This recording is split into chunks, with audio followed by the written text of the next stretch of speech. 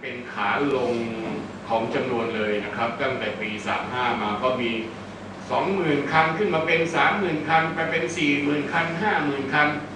จนล่าสุดนี้ก็เมื่อปลายปีที่แล้วเนี่ยน่าจะอยู่ที่ประมาณ100,000 คันแต่ขณะนี้จะเริ่มเป็นขาลงของจำนวนนะครับเนื่องจากว่าในปีนี้จะมีรถเนี่ยปลดระวางเนื่องจากอายุครบการใช้งานเนี่ยประมาณสัก 30,000 กว่าคันใน 30,000 กว่าคันเนี่ยมันก็จะลงไปเหลือตัวเลขจริงๆก็คือ 60,000 กว่า 60,000 กว่าก็จะมีการจดทดแทนถ้าจดทดแทนครั้งนี้เรียกว่าเป็นแท็กซี่โอเคแต่เชื่อว่าจำนวนทดแทนเนี่ยจะไม่มากเหมือนจำนวนที่ปลดแล้วคาดว่าอีกปี 2 ปีตัวเลขที่น่าจะสมดุลเนี่ยน่าจะอยู่ที่ประมาณไม่น่าเกิน 80,000 คันนะครับนั่นก็เป็นตัวเลขที่อนาคตแล้วก็คุณภาพเนี่ยก็น่าจะดีขึ้นเนื่องจากว่าขณะนี้ได้ออกกฎกระทรวงฉบับใหม่ที่ถึงประกาศใช้เนี่ยบอกว่าเป็นแท็กซี่2ระดับที่1คือระดับปกติทั่วไปจะวัดเอาตัว CC ของรถก็คือไม่น้อยกว่า 1,500 cc ก็คือรถ 1,600 cc ที่เราเห็นอยู่ก็เป็น Toyota Alphard เป็นหลักนะครับนี่รถปกติทั่วไปจะยกระดับขึ้นมาเป็นแท็กซี่โอเคโดยมีการติดตั้งอุปกรณ์เข้าไปอยู่ 4-5 รายการนะครับอันที่1ก็คือเครื่องรูดใบขับขี่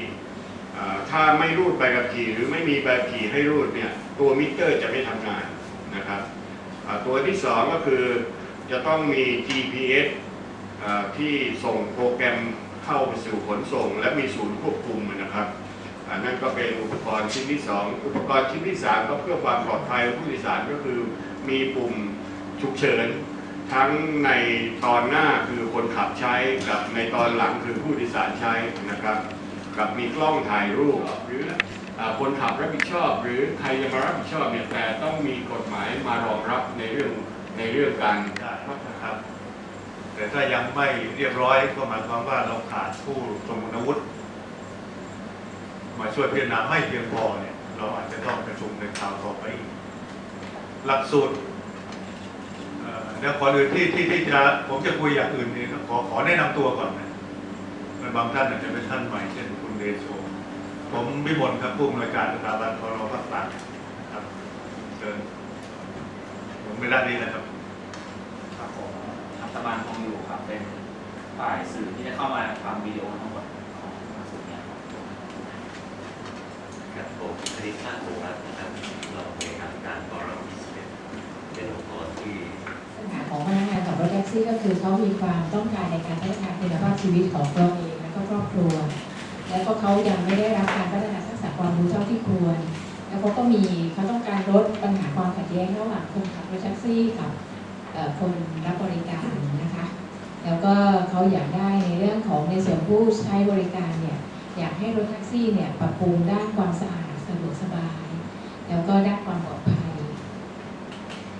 อีกในเรื่องหนึ่งก็คือในปัจจุบันเนี่ยมีการแข่งขันเพื่อช่วงชิงส่วนแบ่งการตลาดมากขึ้นเพราะว่าใช้เทคโนโลยีมาในการแบ่งการตลาดของการบริการรถแท็กซี่มากขึ้นและอีกเรื่องหนึ่งก็คือสถาบันคุณวุฒิวิชาชีพเนี่ยได้มีการประเมินมาตรฐานพนักงานขับรถแท็กซี่ซึ่งจากคนขับรถเนี่ยนะคะ100,000 กว่าคันที่จดทะเบียนเนี่ยมีผู้เข้ารับการประเมินเนี่ยเพียงแค่1,000 คนเท่านั้นสถาบันกศนภาคกลางเห็นความจำเป็นในเรื่องนี้ก็เลยได้จัดทำหลักสูตรเพื่อที่จะพัฒนายกระดับคุณภาพคนพนักงานขับรถแท็กซี่นะคะโดยใช้เกณฑ์ในการอิงในการทำมาตรฐานหลักสูตรก็คือใช้มาตรฐานคุณวุฒิวิชาชีพเนี่ยเข้ามาจับด้วยแล้วก็การสอบถามจากการระดมความคิดที่ผ่านมาทั้ง2 ครั้งนะคะอีกเรื่องหนึ่งก็คือเพื่อที่จะให้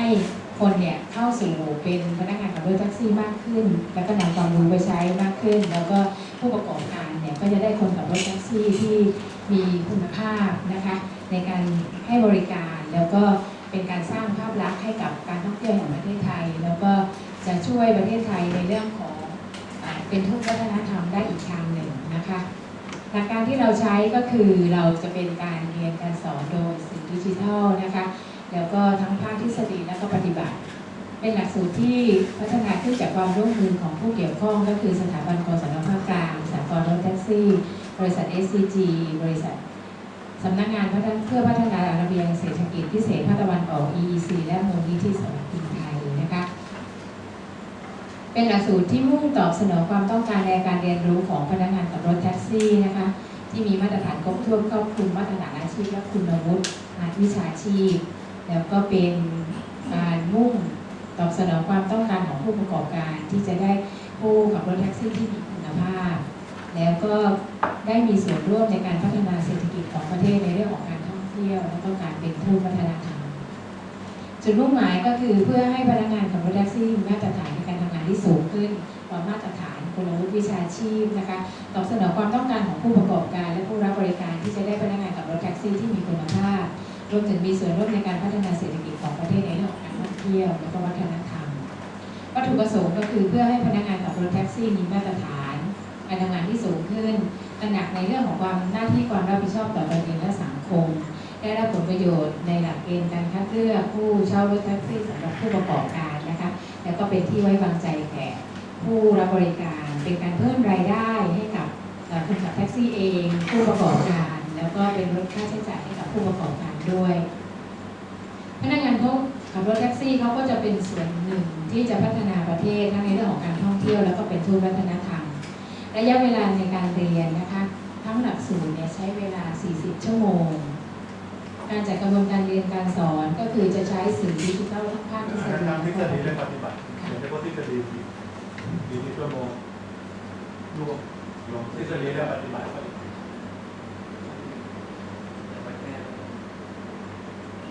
เรียนนะคะเราก็จะใช้ทั้งสื่อบุคคลที่เป็นวิทยากรสื่อดิจิทัลและก็สื่อของจริงอาจจะขับรถด้วยตัวเองนะคะผู้ที่มีรถด้วยตัวเองก็จะใช้รถตัวเองเป็นวันฝึกแล้วก็จะมีสื่อเอกสารซึ่งประกอบด้วยใบความรู้ใบงานแบบประเมินตนเองแล้วก็แบบทดสอบ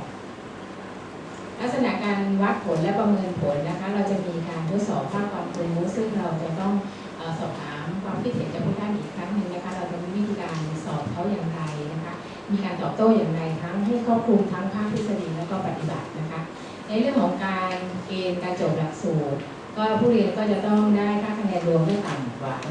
60%นะคะถึงจะถือว่าผ่านแล้วก็ต้องเข้าเรียนจากการดูสื่อดิจิทัลนะคะไม่ต่ำกว่า80%ของระยะเวลาการเรียนทั้งหลักสูตรค่าใช้จ่ายเมื่อกี้ที่ท่านผอ.ได้เรียนถามน้องๆไปนะคะว่า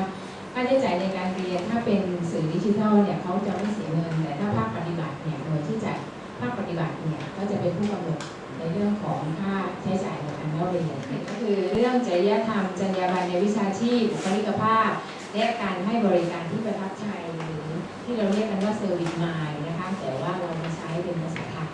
นะคะซึ่งก็ในเนื้อหาวิชาเนี่ยก็จะมีทั้งในเรื่องของการลืมทรัพย์สินของผู้โดยสารนะคะการรักษาสิ่งของผู้โดยสารการมีจิตสำนึกในเรื่องของความซื่อสัตย์หน้าที่ของการให้บริการภาระหน้าที่ภายในห้องผู้โดยสารการมีจิตสาธารณะการหยุดรถเมื่อมีคนข้ามถนนการมีน้ำใจกับผู้โดยสารการมีจิตสำนึกในการขับขี่การช่วยลดอุบัติเหตุการใช้สัญญาณไฟการดูแลความปลอดภัยในขณะที่ขับขี่รถนะคะ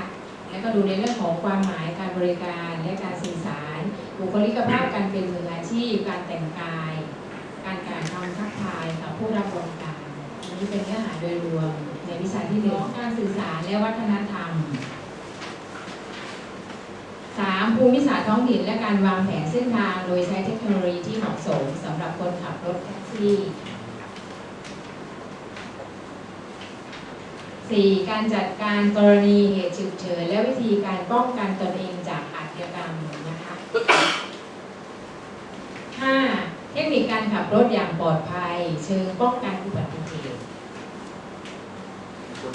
6การดูแลสุขภาพและการปฐมพยาบาล8 7กฎหมายที่เกี่ยวข้องเร่งนะคะทดสอบใช่ไหมครับว่าผมหลับไหมค่ะวิชาที่8นะคะเทคนิคในการเพิ่มรายได้และวิชาสุดท้ายวิชาที่9ซึ่งเรารวบมาจาก14วิชานะคะให้เหลือ9วิชาการตรวจสอบดูแลและบำรุงรักษาอุป